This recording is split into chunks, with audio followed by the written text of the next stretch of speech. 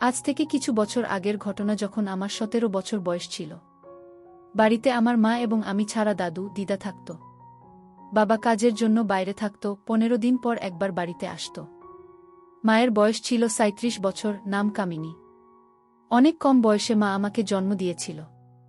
আমি ছোট থেকে ওসব ব্যাপারে সবকিছু জানতাম। ছোটবেলায় লুকিয়ে লুকিয়ে অনেকবার বাবা মায়ের দেখেছি।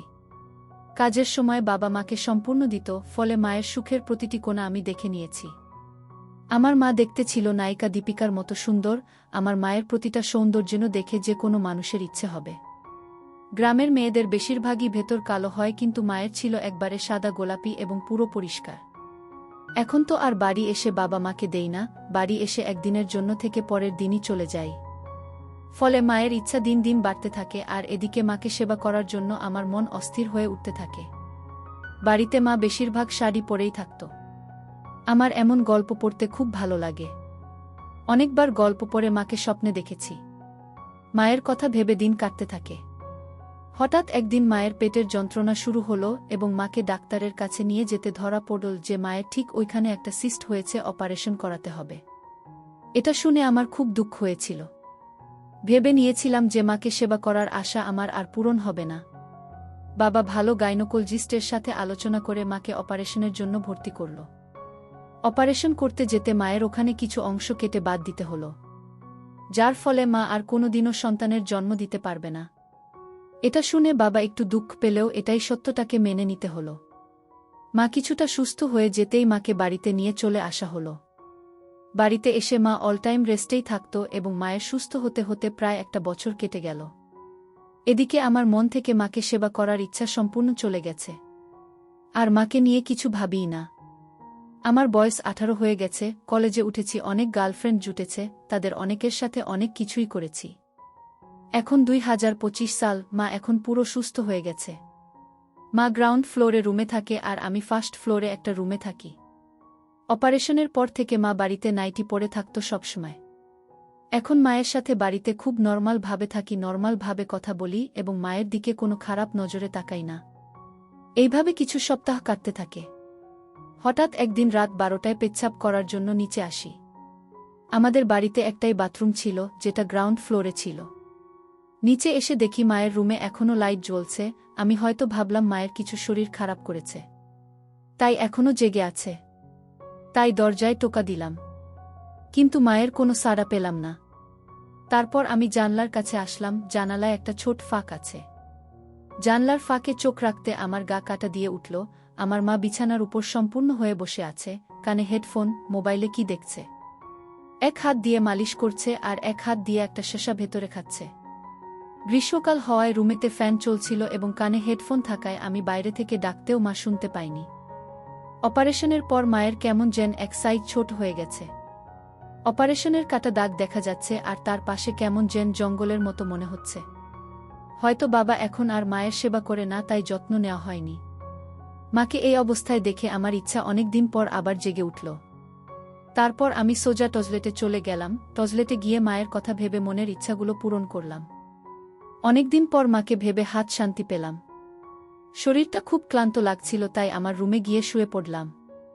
শুয়ে পড়তেই কখন যে ঘুমিয়ে গেছি বুঝতে পারলাম না।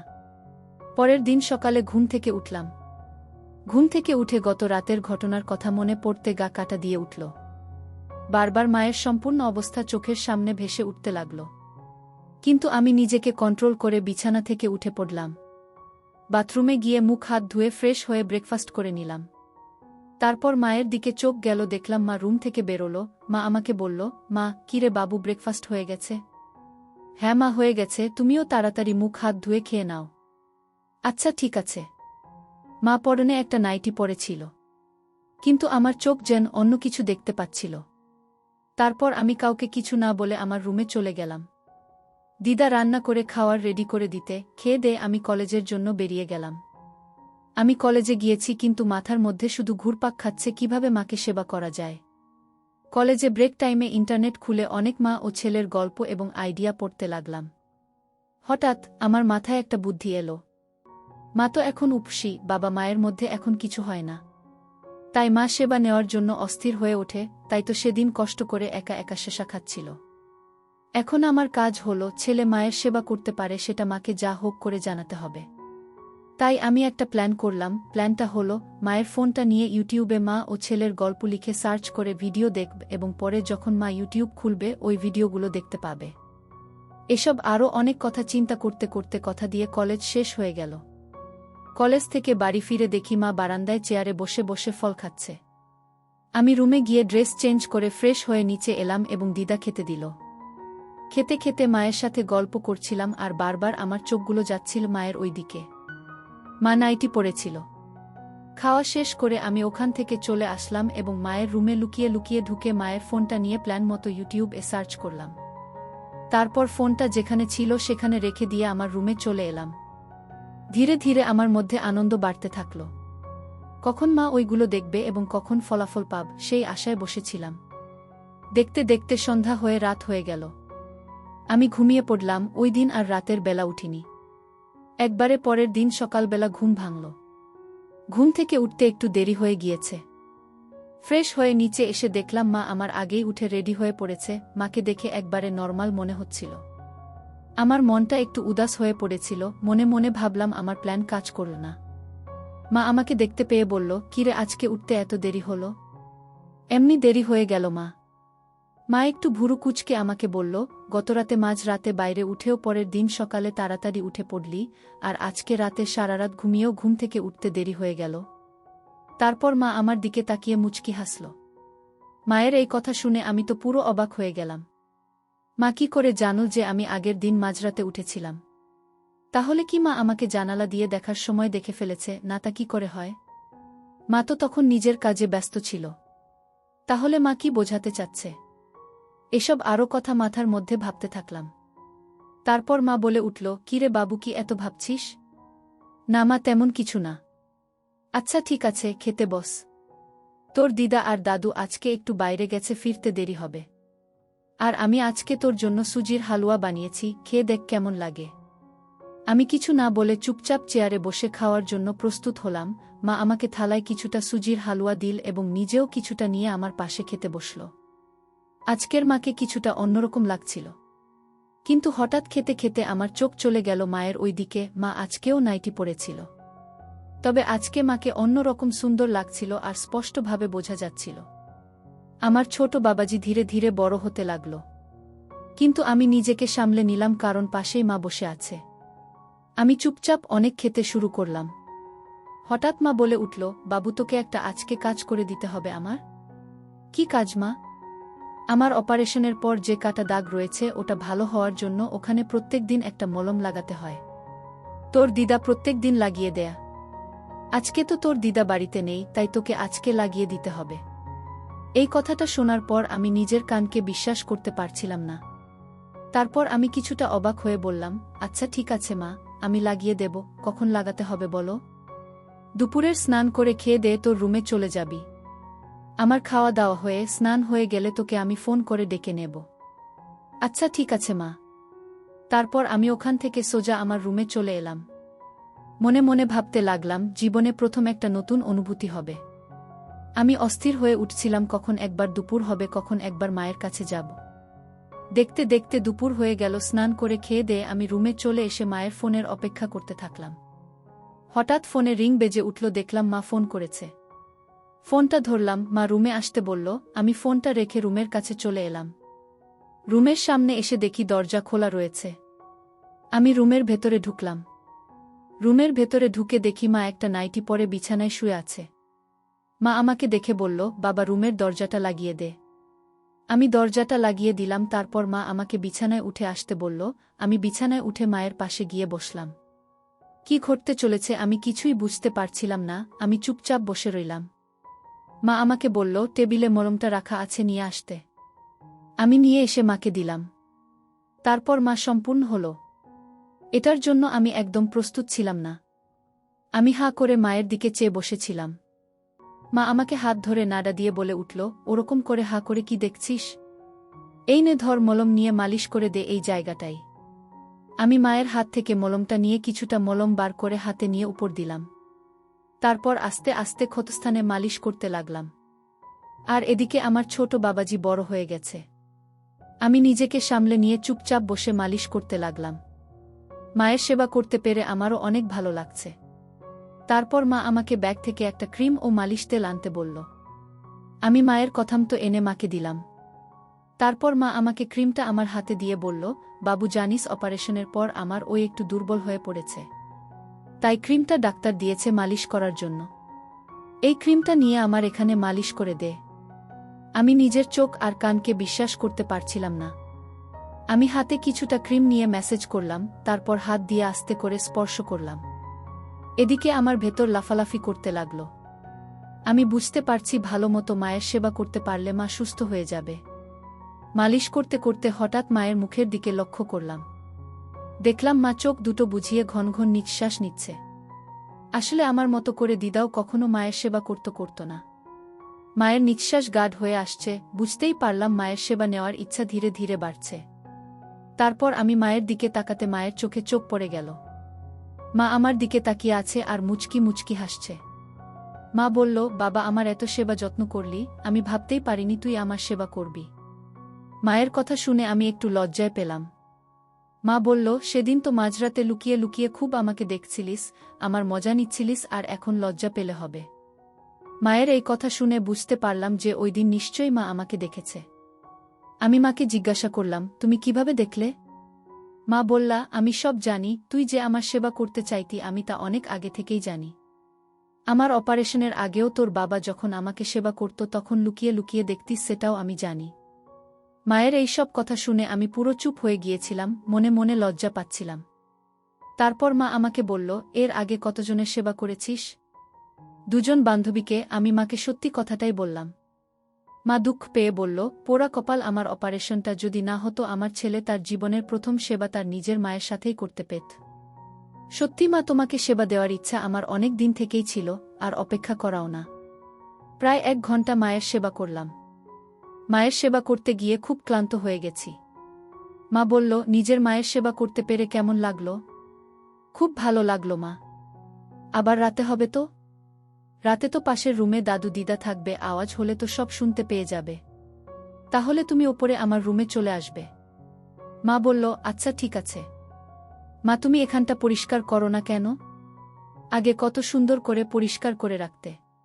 পরিষ্কার করে রাখলে জায়গাটা খুব সুন্দর লাগতো। তোর দরকার তুই পরিষ্কার করে নে। আচ্ছা ঠিক আছে, পরে একদিন পরিষ্কার করে দিব। মা বলল, দাঁড়া আমি টয়লেট থেকে আসি, খুব জোরে হিসু পেয়েছে। মা ফ্রেশ হয়ে বেরিয়ে আসতে আমিও বাথরুমে গিয়ে ফ্রেশ হয়ে নিলাম।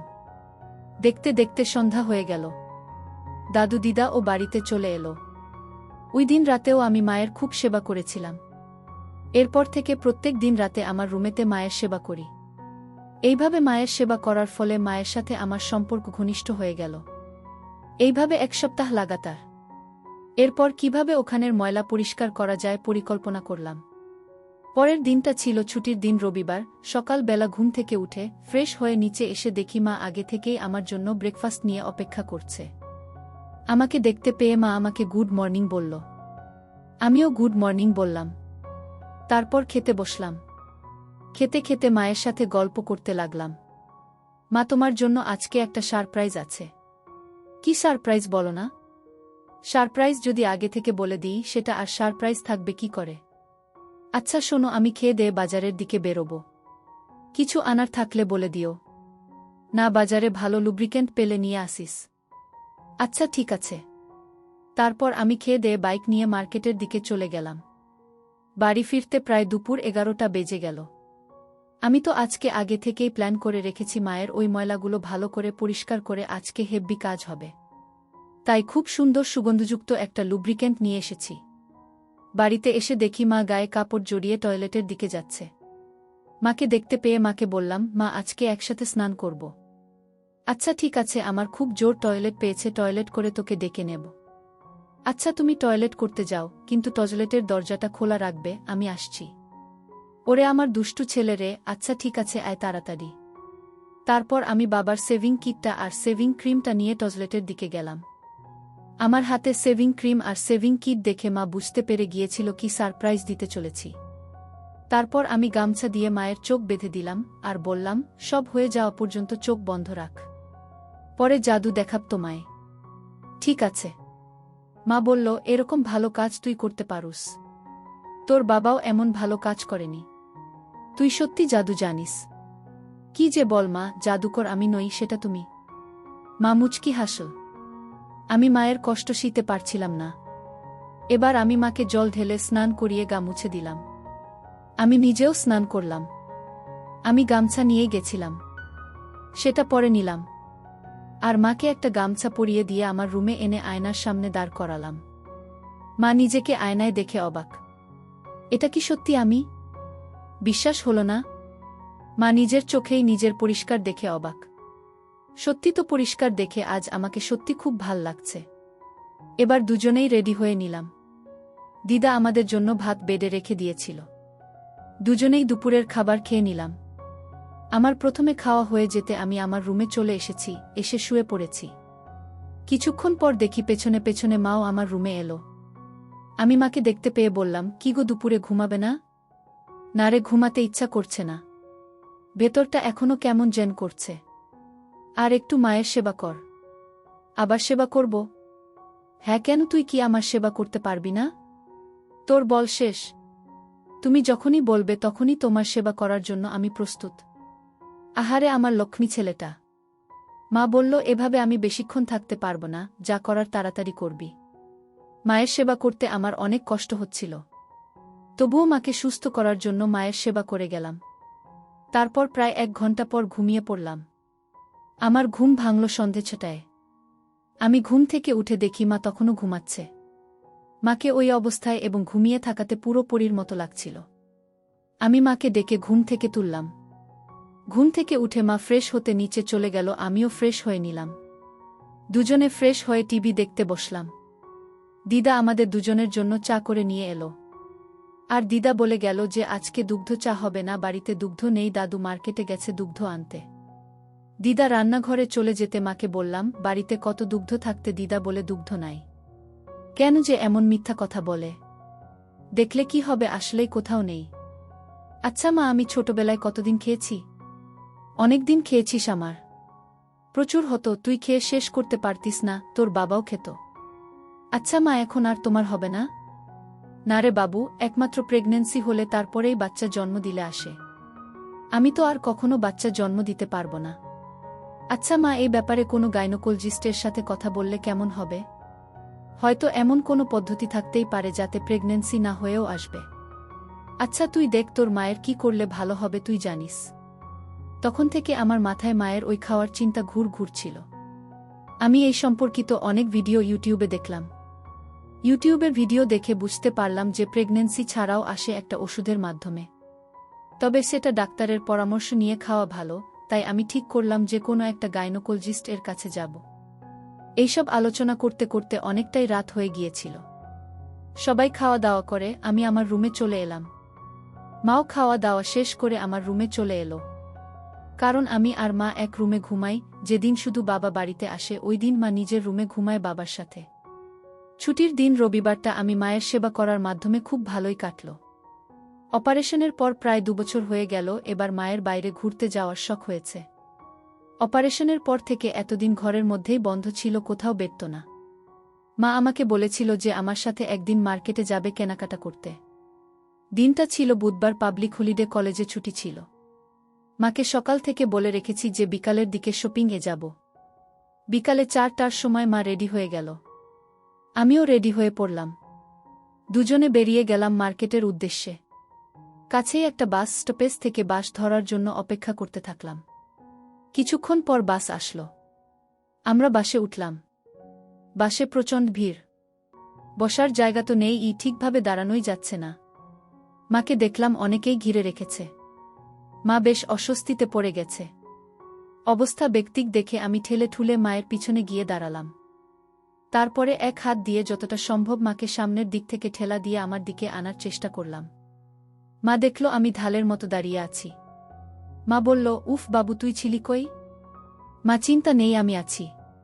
কিছুক্ষণ পর একটা সিট খালি হতে মাকে বললাম সেখানে বসতে। মা বলল, না, আমার ছেলে দাঁড়িয়ে থাকবে, আমি বসব, তা হবে না। বাবু তুই বস, আমি তোর কোলে বসি। যেহেতু আমরা মা ছেলে তাই কেউ আপত্তিও করল না। আমি সিটে বসে পড়লাম, মা আমার কোলে বসে পড়ল। আমি হাত রাখার জায়গা পাচ্ছিলাম না, তাই মা বলল, বাবু হাত আমার সামনে রাখ। আমরা শহরে পৌঁছে গেলাম।